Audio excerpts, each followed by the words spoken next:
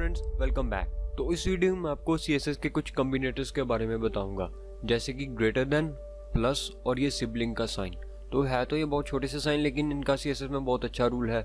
जैसे कि अगर आप ये ग्रेटर देन के कुछ भी क्लास को, किसी भी क्लास को डिफाइन कर जैसे कि कंटेनर, और उसके बाद ये ग्रेटर देन साइन यूज़ करेंगे और उसके बाद कोई भी एंकर टैग वगैरह कुछ भी लगा दें, तो वो उसका चाइल्ड एलिमेंट बन जाएगा।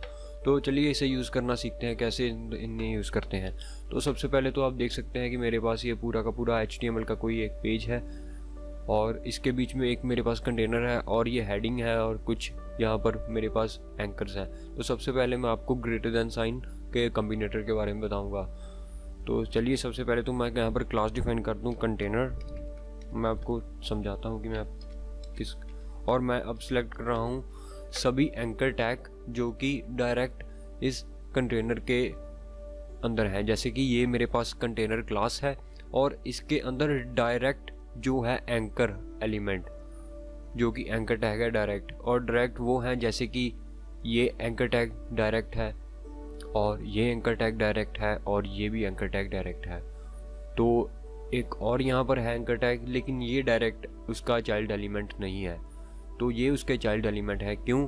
क्योंकि ये किसी और टैग के अंदर नहीं आ रहे, ये सिंपली डिव और उसके बाद इसके अंदर है। लेकिन जो ये हैं वो पहले इसके अंदर है, और फिर यहाँ पैराग्राफ के अंदर है, और फिर यहाँ इसके अंदर है ये एंकर टैग। लेकिन हम उसके चाइल्ड एलिमेंट सेलेक्ट कर रहे हैं जो कि इस डिव कंटेनर के अंदर है। तो चलिए मैं यहाँ पर इसका कलर चेंज कर देता हूँ ताकि आपको दिखा सकूँ कि ये वर्क हो रहा है। और मैं इसका कलर चेंज कर देता हूँ रॉयल ब्लू तो पहले ही मैं रेड कर देता हूँ।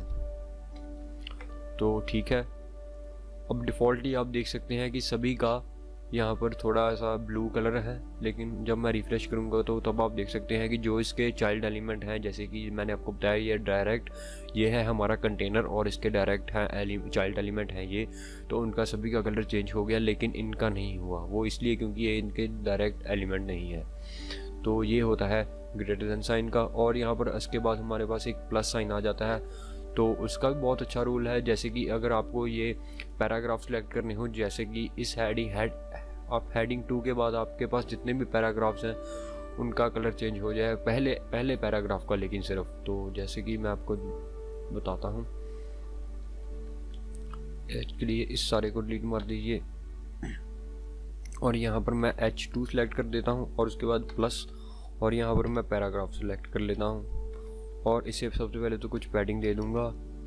पैडिंग चलेगी 5 पिक्सल्स, और कलर वाइट, और बैकग्राउंड दे देता हूँ। बैकग्राउंड कुछ भी आप चाहे दे सकते हैं, मैं यहाँ पर रॉयल ब्लू कर दे देता हूँ।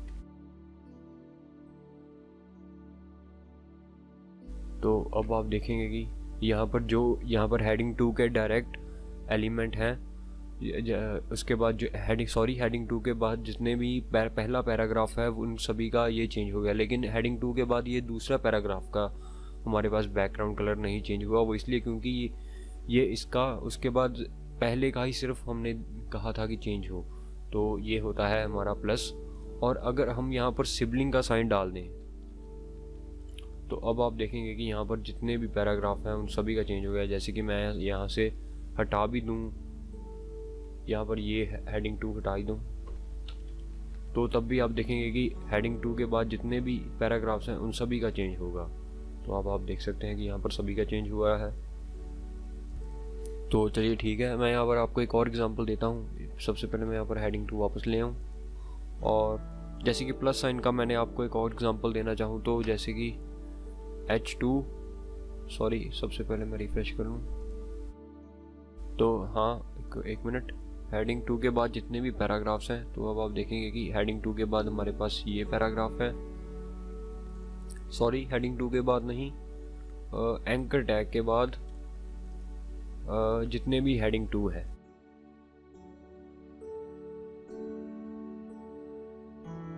तो ठीक है, अब आप देख सकते हैं कि हमारे इसके बाद जितने भी हेडिंग के बाद एंकर टैग के बाद जितने भी हेडिंग हैं उन सभी का कलर चेंज हो गया।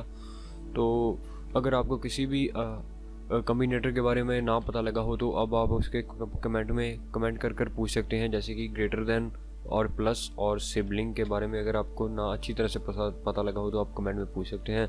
So guys, thanks for watching.